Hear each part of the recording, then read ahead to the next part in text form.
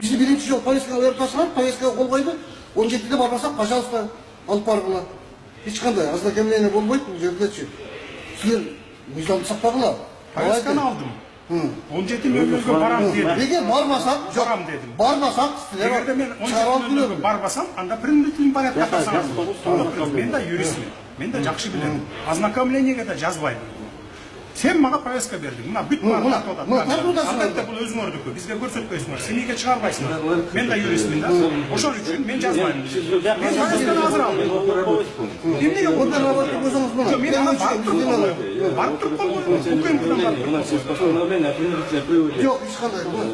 Даже Айке, мына бүт камера тартып отыр. Мен азыр алдым повестканы. Егер мен барбай койсом, барбай койсом. Биз өзү барабыз. Bizde постановление var.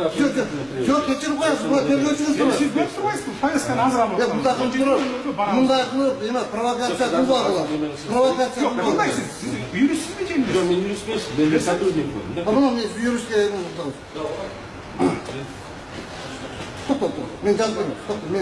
Мен танышып тұрмын. Жоқ, аны жазбайды ғой. Кино қозбайды. Вы с нами просили, сам вы положите.